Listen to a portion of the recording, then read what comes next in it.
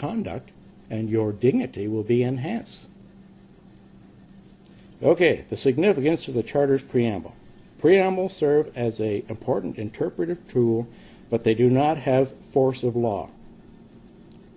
Which, of course, they don't in Canada, and that's why they're ignored and changed from the supremacy of God to enhancing human dignity.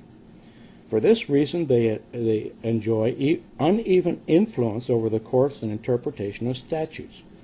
And also keep in mind that the covenant is filled with statutes and ordinances and judgments, which are the judicial reviews and responses to how people are keeping these ordinances and statutes. While not all preambles attract judicial attention or reflect legislative aspiration. This legislative aspiration is talking about enacting the will of the people, here in Canada at least, making themselves gods and overruling the Almighty. It is fair to observe that the constitutional preambles often do. Well, that's right. Indeed, the preamble to the Constitution Act of 1867 establishes that Canada's Constitution is similar in principle to that of the United States, has been the foundation for a variety of judicial innovations from the implied Bill of Rights to judicial independence. Preambles, you see, now when you're told you have liberty, well, you're free to think whatever you want, and everybody keeps talking about freedom and liberty and all that. They're talking about the freedom and liberty to ignore God Almighty and His covenant. That's what you're free to do. Because you're not free to not pay your national taxes or they throw you in the clanger. You're not free to ignore Canadian law or this stupid Constitution. With an implied Bill of Rights. They imply it. And judicial independence from the Creator. And that's exactly what they do and have done. So preambles are arguably even more significant when the object of the constitutional document is to protect rights and freedoms rather than apportion political and legislative authority. While God does not make an appearance in the preamble of the Constitutional Act of 1867, the references to the supremacy of God in the Canadian Bill of Rights is instructive. It reads, in part, the Parliament of Canada affirming that the Canadian nation was founded on the principles that acknowledge the supremacy of God, the dignity and worth of the human person, and the position of the family in the society of free men and free institutions. The preamble goes on to assert that men and institutions remain free only when the freedom is founded upon the respect for moral and spiritual values and the rule of law. Thus, the connection between human dignity and the supremacy of God, between moral and spiritual values are on the one hand, and the rule of law on the other, which I suggest is implicit in the Charter, was set out explicitly in the Bill of Rights. Or, put differently, the conception of God as a constitutional concept in Canada is intimately bound up with our affirmation of the moral worth and inherent dignity of all people. As Polka has written, the supremacy of God is not merely compatible with, but fundamental to the rule of law. His law, not any laws we decide to elect people to initiate or institute. Just as the rule of law, including the rule of lawful interpretation, is not merely compatible with, but fundamental to, conceiving God as supreme. Okay, part 4. The supremacy of God. Where did the supremacy of God come from? And how did it find its way into the Charter? On one hand, the provenance of the term is an important one.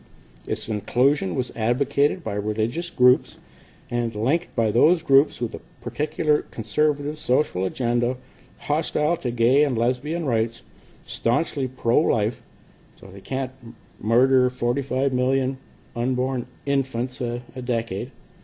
This conservative agenda also had political overtones, as those who supported the amendment justified it as a bulwark against Soviet Union-style atheistic tendencies. The term supremacy of God was inserted as an amendment to the Charter's preamble as a result of a motion late in the process made in the House of Commons by the Honourable Jacob MP in February 1981. It was accepted by Prime Minister Trudeau, albeit one must imagine reluctantly. Thus the first words in the Charter were more or less the last ones drafted. Perhaps in part because of this inglorious origins, the supremacy of God reference in the Charter's preamble has been all but ignored by the Supreme Court, and by most constitutional observers as well. David Brown observed that although the preamble suggests that all other rights and freedoms set out in the Charter are founded on these two principles, courts and academics, here we go with scholars again, have treated the preamble, especially in its reference to the supremacy of God, as an embarrassment to be ignored. That's correct. Peter Hogg has referred to the preamble as of little assistance. Dale Gibson viewed its value as an interpretive aid and is seriously to be doubted. The Supreme Court of Appeal recently characterized the preamble's reference to the supremacy of God as a dead letter.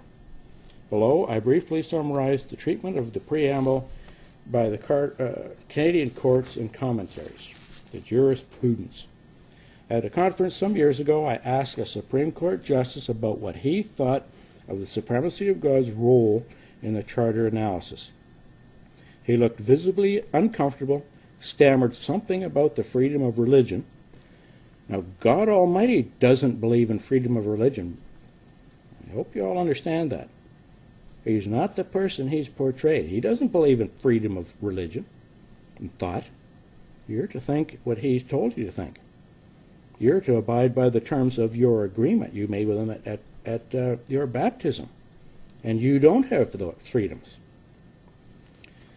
In Section 2 of the Charter, he invited the next question as soon as he could. It seems to me to sum up the collective orientation of the court. What can a secular court in a multicultural society say about the supremacy of God except to look and ask for the next question? Yet, how can the court sidestep the principles on which the supreme law they are charged with giving it life? We went through this with when Harold Dirksen was fired for keeping the new moon on the conjunction as a Sabbath. And we defended him, took it to court, and he won. And this came up in that judicial review then. Now, one notable instance where the Supreme Court has opined that the meaning of the supremacy of God revealed a fairly one-dimensional approach to its meaning, focusing on the question of the supremacy of Christian values in Canada's legal order. The case was Big M Drugs, in which a drugstore thought to have the Sunday closing provisions of the Lord Day Act struck down as offending the freedom of religion guaranteed in Section 2 of the Charter. A dissenting judge of the Alberta Court of Appeal defended the legislation by recourse to the supremacy of God provision in the preamble. About this, Chief Justice Brian Dixon had the following to say. Mr. Justice Belzile said it was realistic to recognize that the Canadian nation is one of Western or European civilization, molded in, impressed with Christian values. By that he's meaning Trinitarian values and traditions, and that these remain a strong constituent element to the basic fabric of our society. The judge quoted a passage from the Oxford Companion to Law, 1980, expatiating on the extent of the influence of Trinitarianism on our legal and social systems, and then appears cri du corps central to the judgment, the heart of the judgment. I do not believe that the political sponsors of the Charter intended to confer upon the courts the task of stripping away all vestiges of these values and traditions, and the courts should most be loath to assume that role. The Lord's Day Act eliminated will not all reference in the statutes to Christmas, Easter, Thanksgiving be next. Of what use to the Gregorian calendar? Such interpretation would make of the Charter an instrument for repression of the majority at the instance of every dissent and result in an amorphous, rootless, God